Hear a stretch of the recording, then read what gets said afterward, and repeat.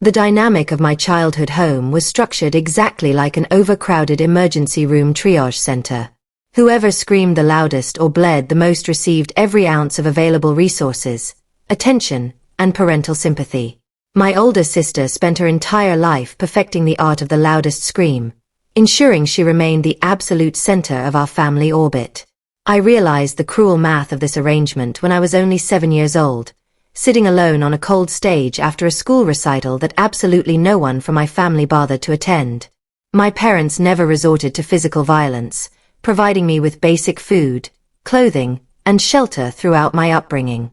However, within our household, being perfectly fine was not considered an emotional state, but rather a demanding full-time job assignment. The lone person who truly understood this silent arrangement was my father, who would occasionally offer a sympathetic look across the dinner table. When I turned 15, he quietly promised me that my 18th birthday would be entirely my own special day, a rare vow I buried deep in my heart. By the time my sister turned 21, she had already cycled through and abandoned multiple college programs due to various manufactured personal crises. My mother handled each separate failure like a specialized medical diagnosis, rewriting my sister's constant lack of discipline as emotional fragility. They actively conditioned her to believe she was far too delicate for the real world, turning her endless neediness into a permanent identity. Meanwhile, my personal role was solidified as the resilient, invisible daughter who required absolutely nothing from anyone to survive. My true salvation came from working long weekend hours at a local plant greenhouse owned by a stern woman named Clara. Clara paid me in honest wages and tough, practical life lessons, teaching me how to manage a massive seed room entirely on my own. By the time autumn arrived, I had successfully accumulated over $9,000 from 3 years of dedicated, grueling manual labor. Because I was still a minor, the bank required my mother's co-signature on the account, a detail she conveniently managed to delay month after month. My planned 18th birthday celebration was incredibly modest, consisting of a simple outdoor dinner in my grandmother's backyard with a few close relatives. I had even saved up enough to order a custom chocolate sheet cake with my name beautifully written in bright yellow icing. Around that exact time, my sister suddenly announced she needed a massive financial deposit for a brand new design program in a neighboring city. The familiar heavy silence returned to our kitchen, a subtle shift that always signaled family funds were about to change direction yet again. Just 4 days before my actual birthday, my sister returned home in the middle of the night, weeping loudly about her latest academic failure. The following morning, my mother entered my bedroom holding 2 mugs of hot cocoa, her face carefully arranged into an expression of false sympathy. She gently explained that hosting a celebration for me right now would simply rub salt into my sister's fresh emotional wounds. When I directly asked when my turn would finally arrive, my mother simply sighed and told me not to be so dramatic. The true breaking point arrived when the local bakery called my phone to casually confirm a few recent changes to my cake order. My parents had completely scraped my name off the bakery ticket and replaced it with a message welcoming my sister back home. They had essentially harvested my entire birthday celebration for parts, transforming my special milestone into a comforting welcome home party for her. I quietly hung up the telephone, moved upstairs to my bedroom, and calmly packed my life into 2 simple duffel bags. I moved into the drafty loft right above Clara's seed room that very night, officially resigning from my role as the family's pillar of strength. When I went to the bank the following Monday to finally separate my money, the teller informed me the balance was practically empty. My mother had legally withdrawn $8,500 of my hard-earned savings to fund the brief design program my sister just abandoned. When I confronted her, she casually explained that family money always goes directly where it is most desperately needed. My mother immediately spun a web of malicious lies to the rest of the family, painting me as a selfish, dramatic villain. I refused to waste my precious energy arguing with her public narrative, choosing instead to let my silent hard work speak for itself. That October, my grandmother drove over to the greenhouse and handed me a cardboard box filled with precious, rare heirloom flower bulbs. She told me to plant them somewhere beautiful where people would be forced to look at them, offering me the first real kindness I had felt in months. I spent the brutal winter working grueling double shifts at the greenhouse and a local diner to rebuild my stolen savings from scratch. In January, Clara recognized my fierce determination and offered me a formal binding business lease on 2 acres of her back field.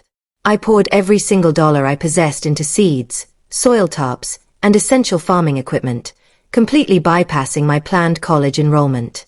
I knew deep down that I could never truly build a meaningful future with one foot still stuck inside my toxic childhood home. By the early summer, my rows of vibrant flowers were thriving, and I began selling beautiful handmade bouquets at the crowded town market. I proudly nailed up a hand-painted wooden sign that read Vance Blooms, putting my real name out in public for everyone to see. Word traveled fast in our small community, and soon prominent church members were openly praising the impressive business I had built completely alone. My mother eventually sent a short, detached text message regarding my market success, using a patronizing tone that I chose to ignore. The local newspaper eventually caught wind of my unique flower farm and published a massive front-page feature story about my journey. The article featured a striking photograph of me standing proudly amid my crimson flowers, looking entirely secure in my own skin.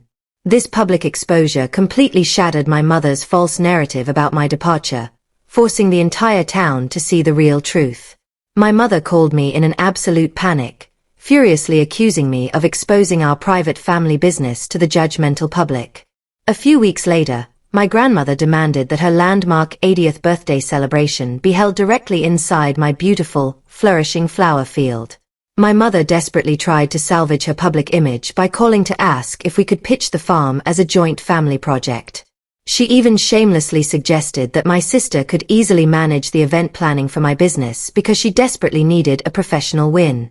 I calmly refused her manipulative request, stating that while they were welcome as guests, my business belonged entirely to me.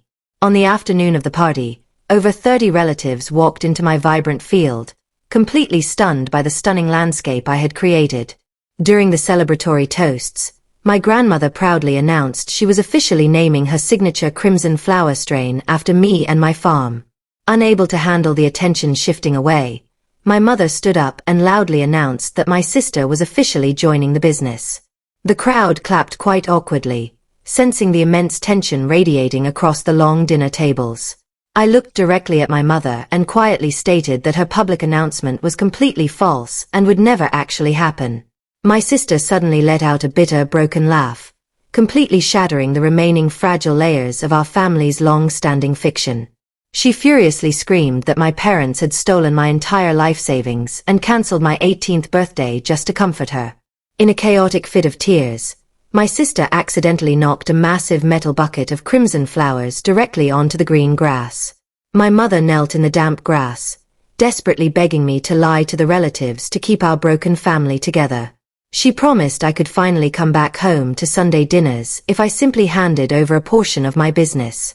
I looked down at her and calmly stated that I had already learned how to be perfectly fine on my own.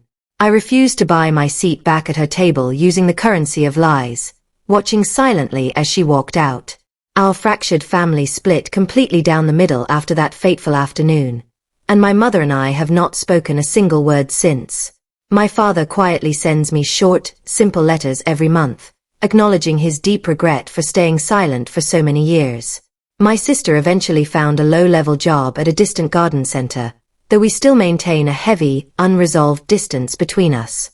I focus my energy on running my successful farm and mentoring young, quiet girls who are struggling to find their own voices.